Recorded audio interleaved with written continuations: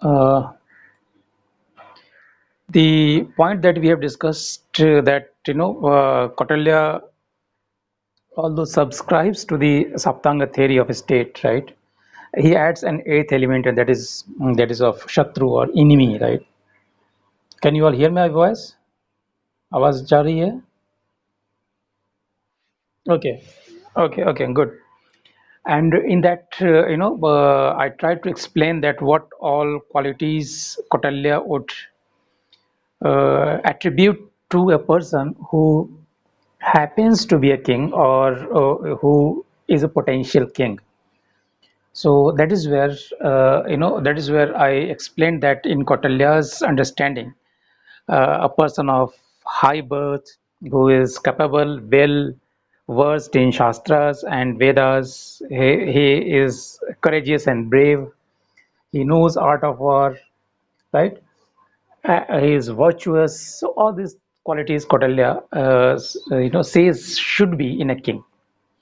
Now, I also added that in Kautalya's understanding, uh, king among the other elements of the state is the most important and the most significant one, primarily because he thinks that a good king can make or unmake the state. So he can make other elements of the state good, and that is how the state would be strong. But if the king is either weak or not good, then other elements of the state would become weak or the state would not be strong. Now, what I intend doing, I would try to, further explain that why Kautilya thinks that a king or an authority would be necessary, a strong state would be necessary. Because Kautilya always believed that a state has to be strong, right? And the king has to be strong. But please keep in mind then that when Kautilya says that kings should be strong or a state should be strong, he does not mean that the king would be an absolute king, meaning that not restrained by any other consideration or not restrained in terms of his exercise of power for the larger objectives for which the authority exists. So that is where this distinction has to be made when we are trying to look at Kautilya's view on king, Kautilya's views on state, right? So, king should be strong, the state should be strong. Now, why this is so? So, that is where Kautilya was very much aware that there should not be an anarchy, because once there is an anarchy, then people's lives and security, that would be at jeopardy, that would be at stake, right?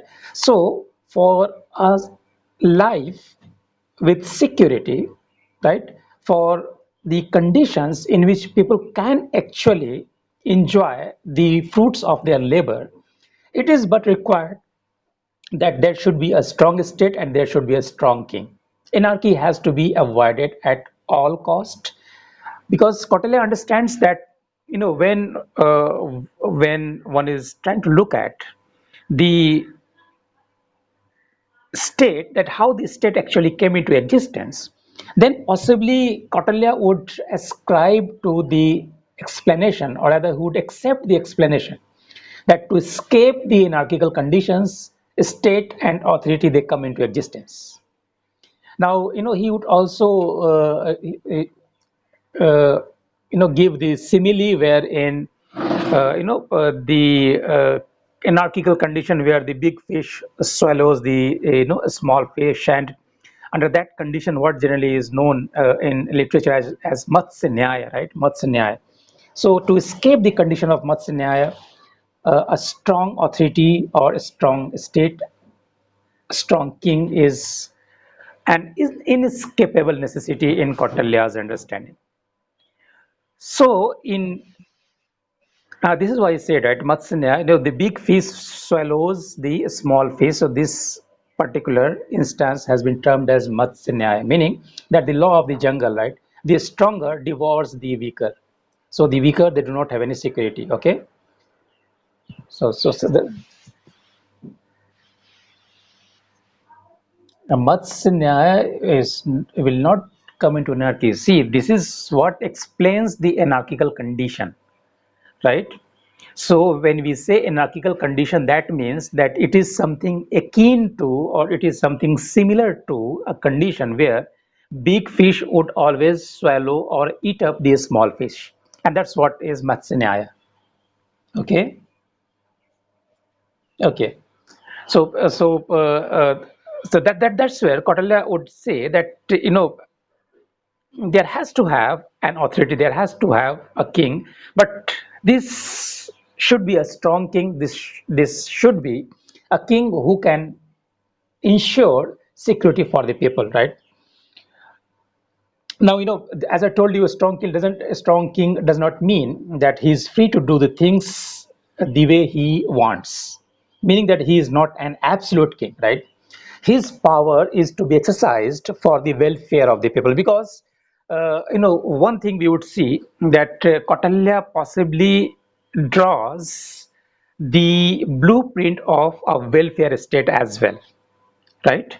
But I will come to that. But before that, let's try to understand that how Kautilya would look at the institution of kingship.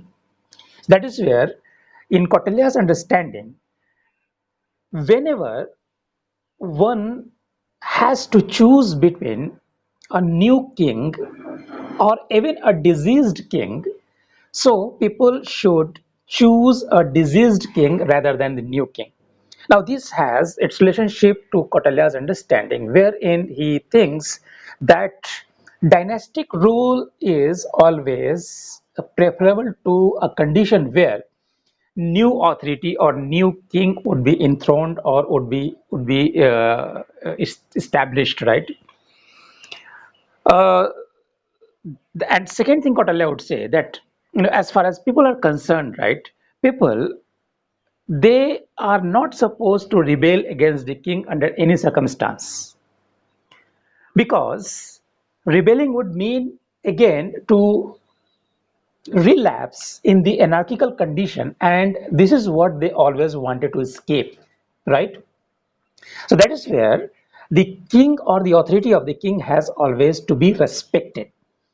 So, somewhere Kautalya also, compares the king to those of gods like Yama and Indra, primarily because he thinks that king has the capability to bestow favors, or he can even award punishment to the wrongdoers. So that is where, given the capability of the king to bestow favors or to do even unfavor to others, king is comparable to Indra or Yama. Now, this is something Kautilya understood, that this is not because that he was trying to uh, you know uh, give divine sanction to the actions of the king, rather than what Kautalya thought that this would establish the king's authority in a firm way.